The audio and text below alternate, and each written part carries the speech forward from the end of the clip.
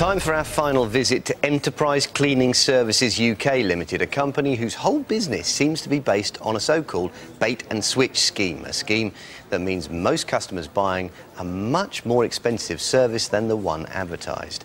We've seen how they behaved in our house, but we haven't witnessed what goes on in theirs until now. That's because our moly, Frank, is just about to have an interview to become the company's latest carpet cleaning salesman. You are? I'm Frank. Hi, Frank, how you doing? Hiya. Nice to meet you. You all right? Come on in, yeah. Well, I'll tell you what I'll do, I'll just briefly go through the business. Dorset branch manager Dean Grant tells him that the company gets its sales leads by advertising a carpet clean for £8.99. Well, we know that, but he makes it very clear that this service won't clean a dirty carpet.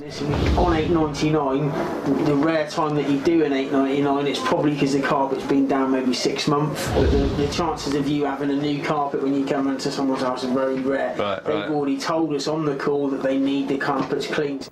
The fact he said the rare time you do it is one of the ingredients you need to prove a bait and switch. In other words, most of the time is expecting not to give the service that's been advertised.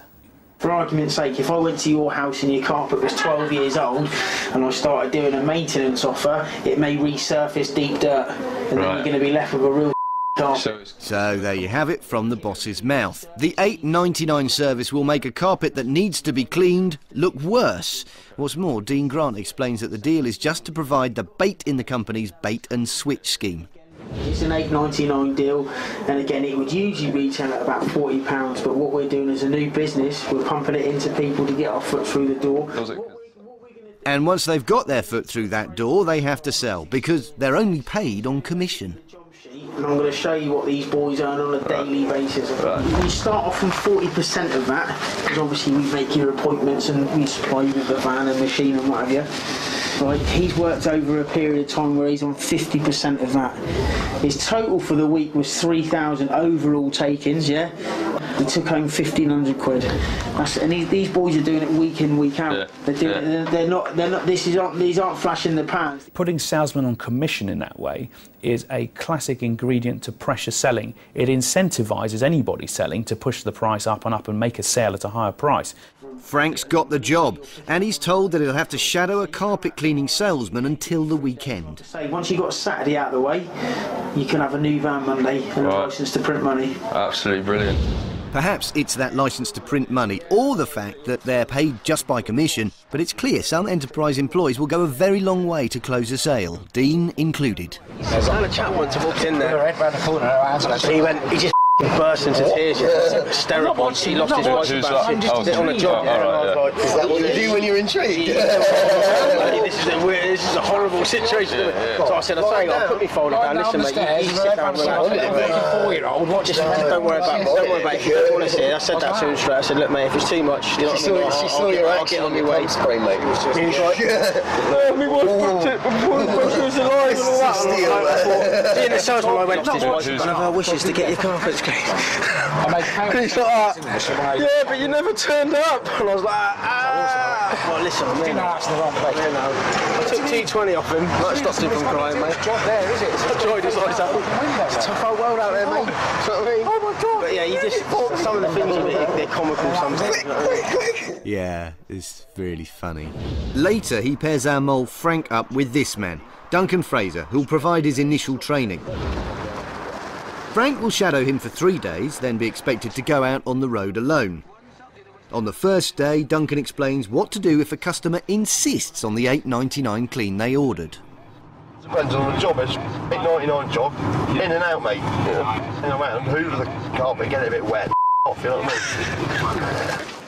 During Frank's 3 days of training, Duncan Fraser called on 8 householders who'd asked for the £8.99 clean. He sold more expensive services to 6 of them. He performed just one basic £8.99 clean and was asked to leave another house after he'd admitted that the cheap clean wouldn't work.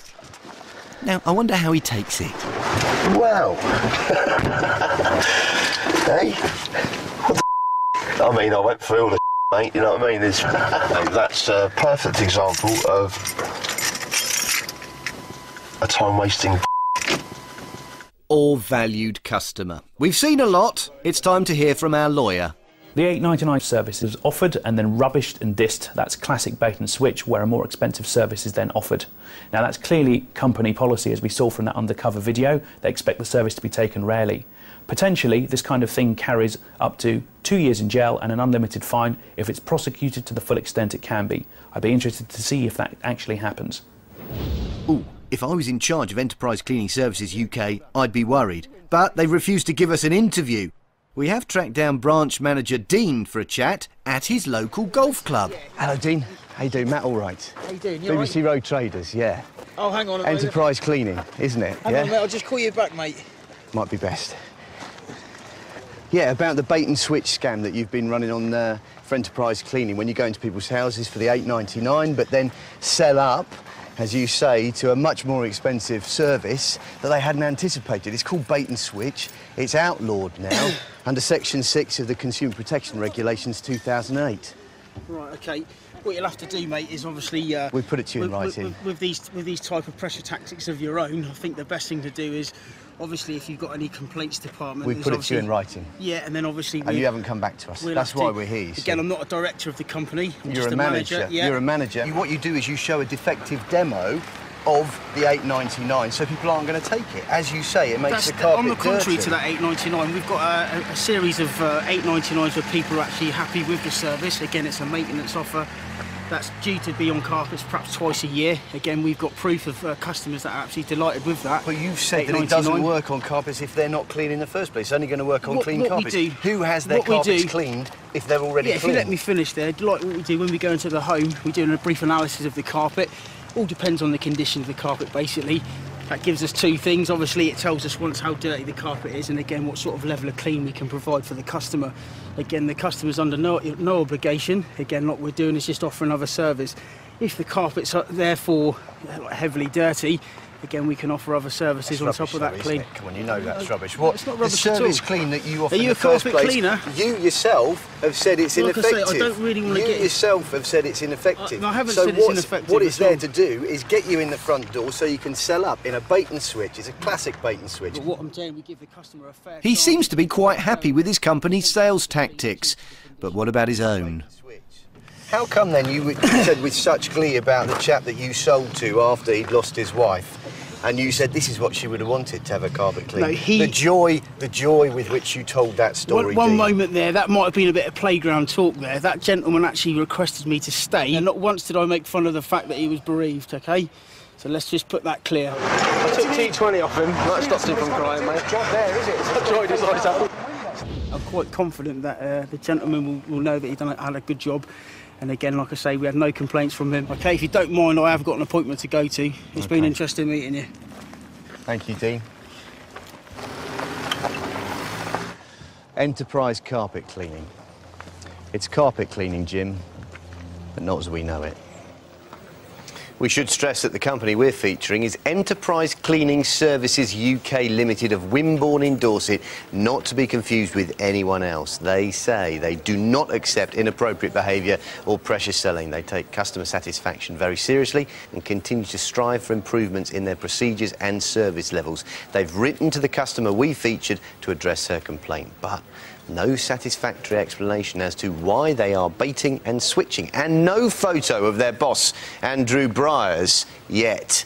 So for now, it's his company's name that goes up in lights in our rogues gallery. Chris Addison in the thick of it, next on BBC One and BBC One HD, hosting Have I Got News for You?